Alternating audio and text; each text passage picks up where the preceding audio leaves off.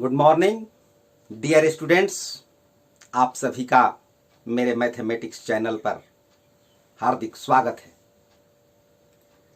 आज से मैं 9th क्लास का मैथमेटिक्स क्लास प्रारंभ कर रहा हूं। सबसे पहले इस क्लास में हम मैथमेटिक्स से आपका परिचय कराएंगे। ऐसी कोई बात नहीं है कि आप मैथमेटिक्स से परिचित नहीं हैं।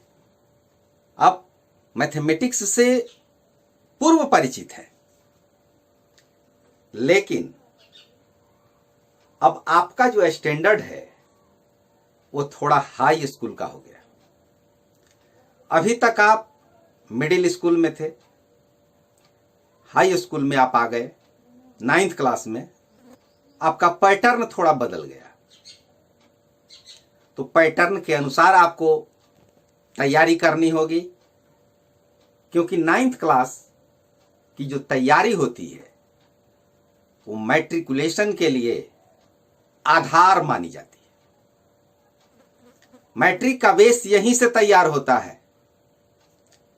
9th क्लास के मैथमेटिक्स को भली भांति मंथन करके आप आगे बढ़ें और मैट्रिक में अच्छे अंकों से उत्तीर्ण होंगे। थोड़ा पैटर्न के बारे में मैं आपको बता दूं। आपका फुल मार्क्स 100 होगा। फुल मार्क्स 100 दो भागों में ये डिवाइड है। 50 OMR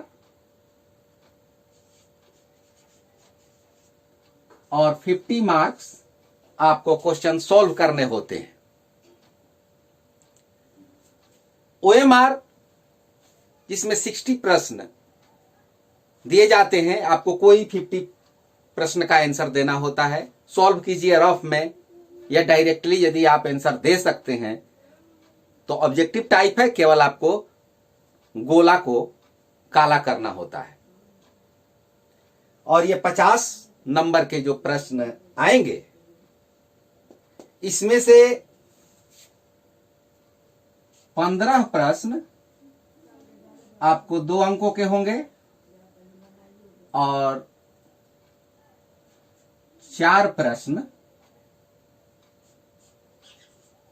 5 अंकों के होंगे, यानी 20, 30, 20, ये हो गया 50 और ये OMR का 50, कुल मिलाकर के 100। बहुत आसान है तैयारी करना, क्योंकि OMR आ जाने से नंबर कटने का प्रश्न ही नहीं उठता है। यदि आप लाइन बाय लाइन अध्ययन करते चले, एक एक टॉपिक को समझ करके आगे बढ़ें, तो बहुत आसान है। और गणित से आसान कोई विषय है ही नहीं। मैं दावे के साथ कहता हूं, इससे आसान कोई विषय नहीं है। आइए पहले हम आपके विषय सूची से, आपके पाठ से परिचित हो ले। क्या क्या अध्ययन आपको करना है। एक एक पाठ पर हम यदि दृष्टिपात करें तो पहला पाठ है संख्या पद्धति, नंबर सिस्टम। ऐसी बात नहीं है कि आप संख्या पद्धति के बारे में नहीं जानते हैं। संख्या आप जानते हैं, आज से नहीं, बचपन से ही जानते हैं। विद्यालय नहीं जाते थे तब से जानते हैं, क्योंकि बचपन में ही आप 1 2 3 4 5 सीख जाते हैं घर में ही। तो ये कोई नया चीज नहीं है। हाँ, इसमें कुछ टर्म आएंगे, उनको पढ़ना होगा। तो ये एक तरह से अंकगणित है। बहुपद बीजगणित के अंतर्गत आएगा। बहुपद के बारे में भी आप कक्षा 6 में, 7 में, 8 में पढ़ चुके हैं। निर्देशांक ज्यामिति 8वां क्लास में पढ़ करके आए हैं। ग्राफ खींचना, बिंदुओं को अंकित करना, 2 चर वाले रैखिक समीकरण पढ़े हैं आप, लेकिन यहां थोड़ा विस्तार से पढ़ेंगे। अभी तक आप 1 चर का रैखिक समीकरण पढ़े थे, यहां 2 चर का रैखिक समीकरण पढ़ेंगे। आपको विस्तार से बताया जाएगा कि चर क्या होता है, रैखिक समीकरण क्या होता है। समय आने पर आपकी जिज्ञासा की संतुष्टि की जाएगी। ये भी बीज गणित के अंतर्गत आता है। यहां से यहां तक और ये भी, ये ज्यामिति है।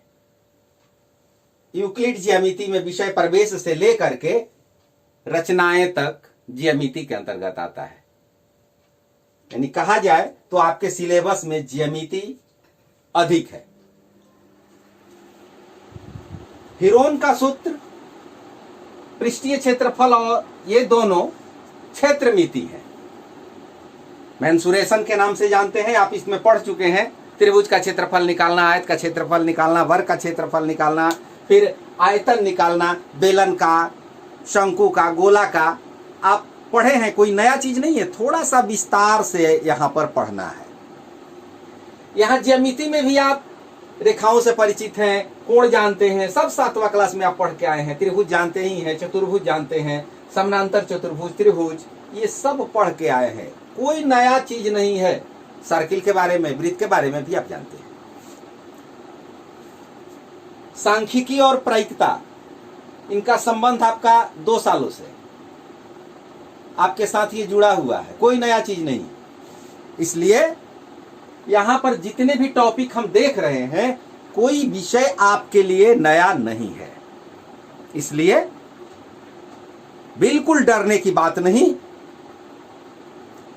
गणित जो होता है, खेल खेल में सीखा जाता है, हंस हंस के सीखा जाता है।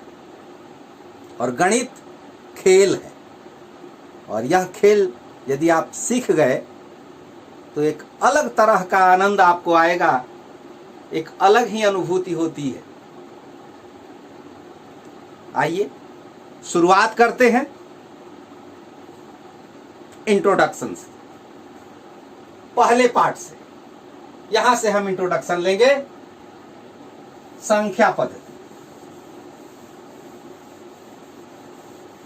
ये संख्या पद्धति क्या है? Number system.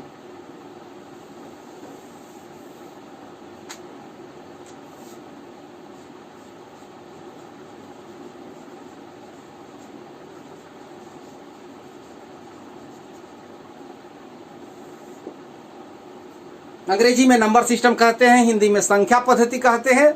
दोनों लैंग्वेज आप यूज कर सकते हैं। ये गणित ऐसी चीज है, ऐसा विषय है कि जिसमें हिंदी और अंग्रेजी दोनों मिला करके साथ साथ चलना पड़ता है, और तब अच्छा लगता है। अब यहां पर हम देखें तो एक वर्ड है नंबर। ये नंबर क्या है?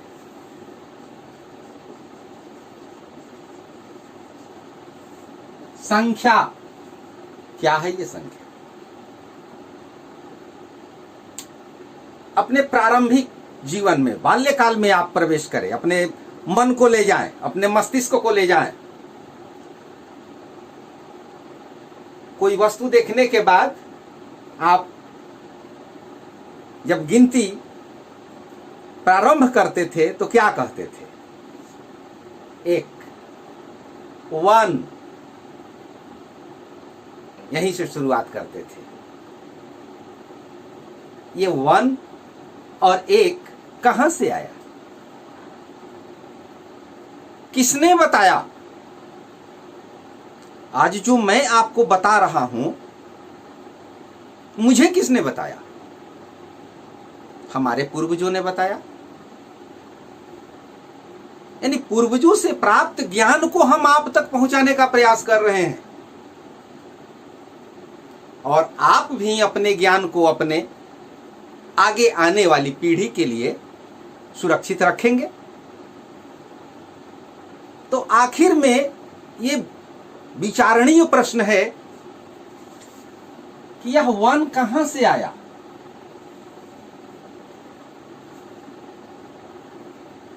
उसके बाद 2, 3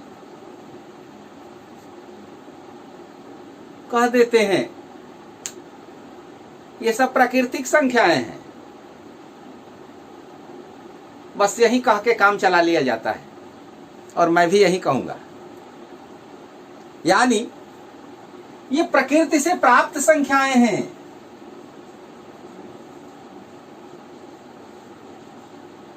प्राकृतिक संख्याएं हैं।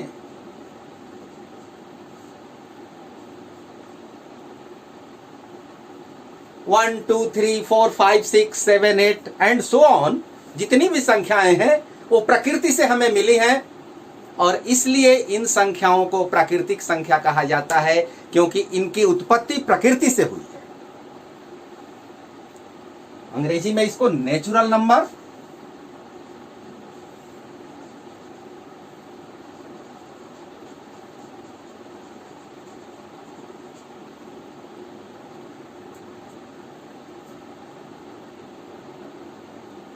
प्रकृति से प्राप्त होने वाली संख्या को प्राकृतिक संख्या कहते हैं। और प्राकृतिक संख्या की जो शुरुआत है वो यहीं से होती है, एक से होती है।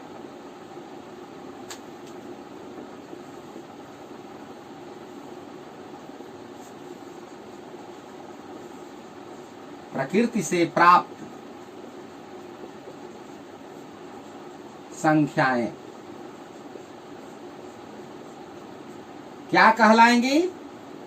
प्राकृतिक संख्याएं कहलाएंगी। The number which comes from nature is called natural number. Okay,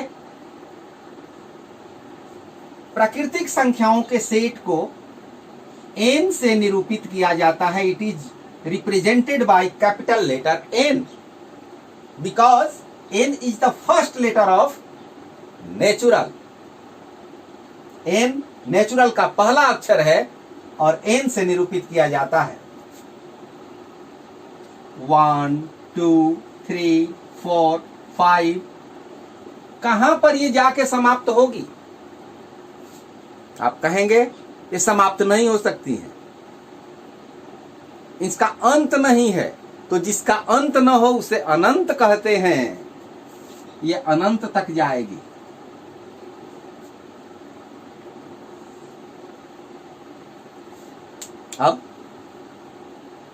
अब इसके आगे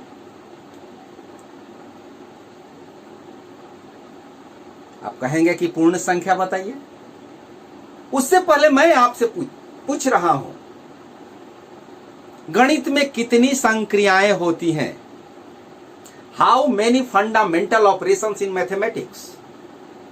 कितनी मौलिक संक्रियाएं होती हैं? तो गणित में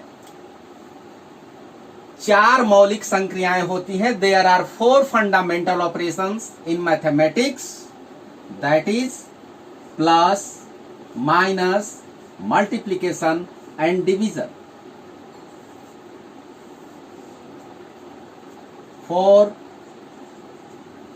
फंडामेंटल ऑपरेशंस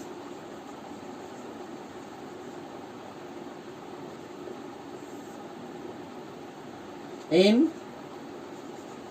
mathematics.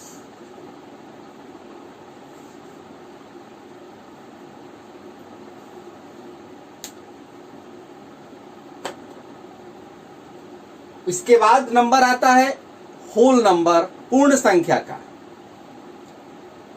पूर्ण संख्या की परिभाषा बताई जाती है कि प्राकृत संख्या के परिवार में, in the family of natural number included 0, यदि शून्य को इंक्लूड कर दिया जाए, शामिल कर दिया जाए, तो पूर्ण संख्या का परिवार बन जाता है। तो ये शून्य क्या है? What is 0?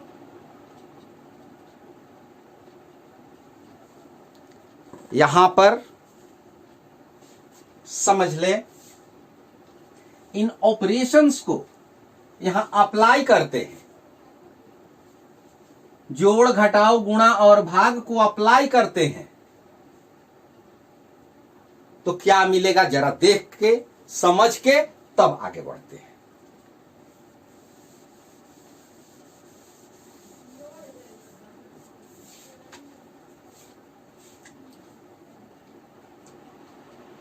One natural number, 2 natural number.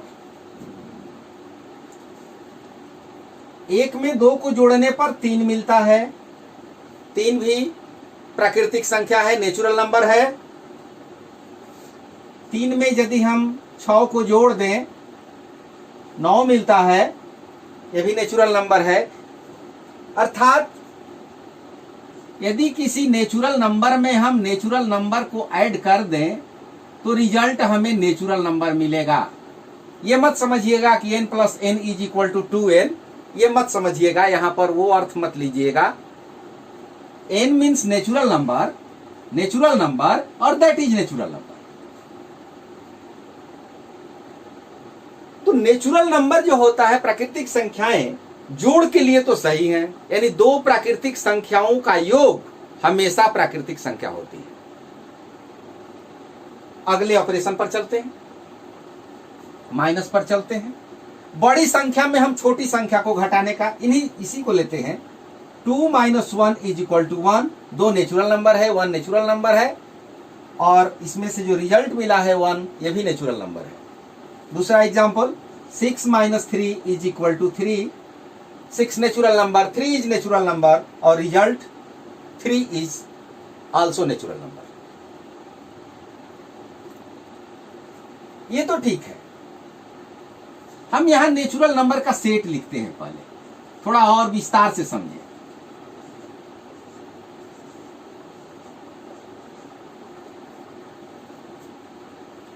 यहां से स्टार्ट है, इसमें से इसको जोड़ेंगे तो ये मिल जाएगा, इसमें से इसको जोड़ेंगे तो ये मिल जाएगा, यानी जोड़ के क्रम में हम आगे बढ़ते जाएंगे, यानी दो प्राकृतिक संख्याओं को जोड़ें तो मिल जाएगा। माइनस के लिए आते हैं, यहां से हम शुरू करते हैं। इसमें से इसको घटाएंगे तो रिजल्ट मिलेगा, इसको घटाएंगे रिजल्ट मिलेगा, इसको घटाएंगे तो भी रिजल्ट मिलेगा, यहां तक घटाएंगे तो रिजल्ट मिलेगा। ऑपोजिट में चलिए, 9 में 1 को यदि हम घटा दें रिजल्ट मिल जाएगा, ये मिलेगा। 9 में यदि हम 2 को घटा दें तो रिजल्ट मिल जाएगा। 3 को घटाएं तो रिजल्ट मिलेगा, 4 को घटाएं तो रिजल्ट मिलेगा, यहां तक कि हम 8 को घटाएं तो रिजल्ट मिलेगा। लेकिन यदि हम 9 में उसी 9 को घटाएं तो क्या मिलेगा?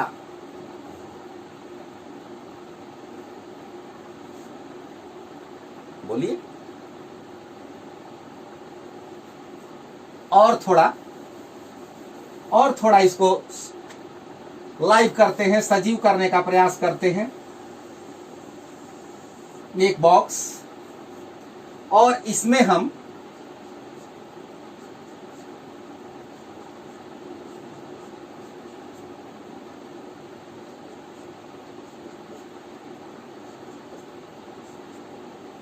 वन टू थ्री फोर 5 6 7 8 9 एक बॉक्स है, और जिसमें 9 नंबर्स हैं। इन 9 नंबर्स में यदि हम एक घटा दें, एक को घटा दें मतलब मिटा दें, हटा दें, कितना बचा? 8 बचा। 9 था, 2 मिटा दें, क्या बचा? 7। काउंट कर ले। यदि 3 मिटा दें 6 बचेगा, 4 मिटा दें 5 बचेगा, 6 मिटा दें 7 मिटा दें। इस तरह से हम यदि मिटाते मिटाते चले जाएं, 8 मिटा दें, 1 बचेगा। पहले कितनी थी? 9 वस्तुएं थी, हमने 8 वस्तुओं को यहां से डिलीट कर दिया। अब ये बच गई 9वीं वस्तु, हम इसको भी डिलीट कर देते हैं। अब क्या बचा? कुछ नहीं बचा, कुछ नहीं, ये बस खाली बॉक्स बचा। दैट इज 0, दैट इज 0, कुछ नहीं।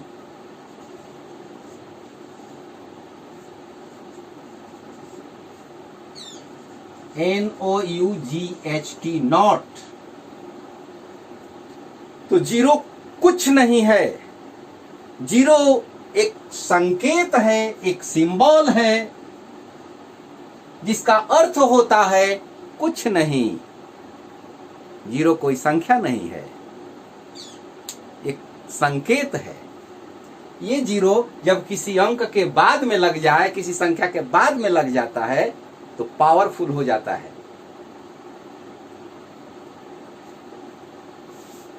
यानी जीरो आप समझ चुके होंगे, एक संकेत है, बाद में चल करके उसको एक संख्या मान ली गई और कहा गया कि यदि प्राकृत संख्या के परिवार में यदि शून्य को शामिल कर लिया जाए तो पूर्ण संख्या का परिवार बन जाता है। कहां से आया? माइनस ऑपरेशन से जीरो की उत्पत्ति हुई, क्योंकि स्वयं में स्वयं को घटाने पर कुछ नहीं बचता था, लोगों के पास कोई विकल्प नहीं था, इसलिए शून्य का आविष्कार किया गया, क्योंकि स्वयं में स्वयं को घटाने पर कुछ नहीं, तो एक संकेत मान लिया गया और यहां पर उसको ऐड कर दिया गया। अब ये जो फैमिली बना, ये होल नंबर,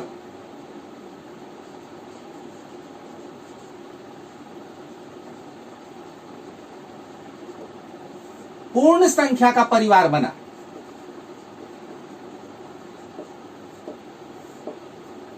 पूर्ण संख्या का परिवार क्या हुआ? प्राकृत संख्या में यदि शून्य को शामिल कर दिया जाए तो पूर्ण संख्या का परिवार बनता है। अब आगे चलते हैं। पूर्ण संख्या के बाद अब और देखें, जीरो शामिल हो चुका है। पूर्ण संख्या में पूर्ण संख्या को जोड़ेंगे तो पूर्ण संख्या ही मिलेगी, यानी होल। इसे डब्लू से सूचित किया जाता है, क्योंकि डब्लू होल का पहला लेटर है, इसलिए होल नंबर को डब्लू से निरूपित करते हैं। तो पूर्ण संख्या प्लस पूर्ण संख्या बराबर पूर्ण संख्या, ये नहीं कि W plus W two W रही, ऐसा नहीं। तो ठीक उसी तरह अब तो यहां पर लोगों ने सीख लिया था कि अपने में अपने को घटाने पर कुछ नहीं बचता है। अब समस्या और आगे आ गई कि यदि अपने में से बड़े को घटाया जाए तो क्या मिलेगा? कोई विकल्प नहीं था, कोई आंसर नहीं था। बड़ी विचित्र समस्या थी गणितज्ञों के समक्ष। तब लोगों ने एक तरीका अपनाया।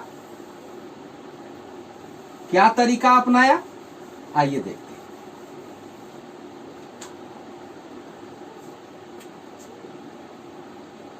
9 minus 8 is equal to 1, 9 minus 9 is equal to 0। यहां तक पहुंचे थे तो पूर्ण संख्या की खोज हुई और शून्य को पूर्ण प्राकृत संख्या में ऐड किया गया तो पूर्ण संख्या का परिवार बना, the family of whole number. अब इसी 9 में यदि इससे बड़ी कोई पूर्ण संख्या घटाई जाए तो क्या मिलेगा? यहां पर लोग अटक चुके थे, यहां पर रिजल्ट नहीं मिल रहा था। तब लोगों ने विचार किया कि बड़ी संख्या में ही छोटी संख्या को घटा दिया जाए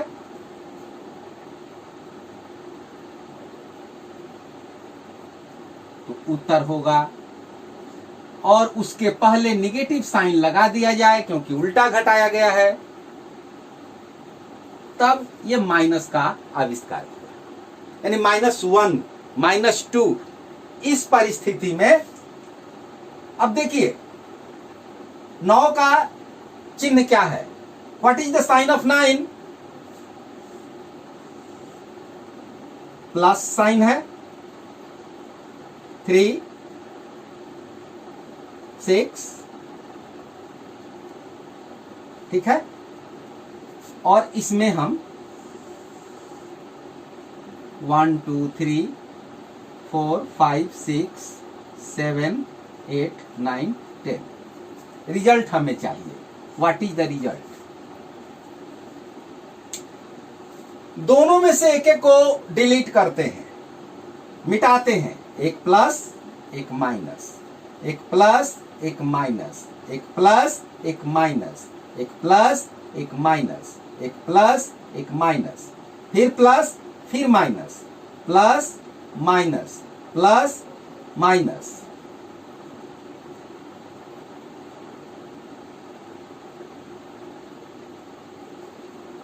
यहां पर 2 बचा था। अब फिर इस प्लस को मिटाएंगे तो इस माइनस को मिटा रहे हैं। हमने इसमें 9 धनात्मक चिन्ह लिया था, इसमें 10 ऋणात्मक चिन्ह लिया था, और एक एक करके हमने एक प्लस और एक माइनस को दोनों बॉक्सों से हटा था। हटाने के बाद हमें क्या मिला कि इस बॉक्स में एक निगेटिव साइन बचा हुआ है। एक निगेटिव साइन यहां पर हम लिख दिए। यदि 2 निगेटिव साइन बचता तो हम -2 लिख देते। 3 निगेटिव साइन बचता तो -3 लिख देते। उसी तरह यदि प्लस साइन बचता तो हम प्लस में लिख देते। जैसे कि परंपरा है कि प्लस चिन्ह पहले नहीं लिखा जाता है, लेकिन माइनस चिन्ह लिखा जाता है। अब आप समझ रहे होंगे कि ये पूर्णांक का आविष्कार इसी प्रकार हुआ। यानी पूर्ण संख्या में जो हमें फैमिली प्राप्त हुआ, उसी को निगेटिव साइन से संयुक्त कर दिया गया, कंबाइंड कर दिया गया। -1, -2, -3, -4, -5, -6, यानी ये संख्या का जो एक्सपेंशन है, विस्तार है, वो दोनों तरफ हुआ। इस प्रकार पूर्णांक का आविष्कार हुआ। अब लोगों ने समझा कि अंक जो है हमारे पास वो पूर्ण हो चुके हैं, इसलिए इन्हें पूर्णांक कहा गया। पूर्ण अंक मतलब पूर्णांक, अंक पूर्ण हो गए। अंग्रेजी है इसकी integer, integers, the set of integers. इसको जेड से निरूपित किया जाता है। यह प्रश्न आपके किताब में है, आएगा। पूर्णांक जेड, यहीं से आपको शुरुआत करें। जेड जेहलिन। आपके पास यदि एनसीईआरटी का बुक हो तो उस बुक को आप खोल लेंगे और उस बुक से तैयारी करेंगे, क्योंकि उस किताब में एक एक लाइन आपको पढ़ते हुए चलना है। यदि अच्छी जानकारी आपको रखनी है, भविष्य के लिए बचा करके रखनी है, क्योंकि ज्ञान एक ऐसी पूंजी है जिसको कि हम कभी विभाजित नहीं कर सकते, डिवाइड नहीं कर सकते हैं। अतः भविष्य के लिए इसको संजो के रखना है। और एनसीईआरटी का बुक आप अपने पास रखें, क्योंकि प्रश्न उसी से पूछे जाते हैं, बेस वही है। The set of integers is denoted by Z, Z come from Zahlen. अब आपका नंबर सिस्टम यहां से आगे चालू होगा। तब तक आप इसका रिवीजन करें।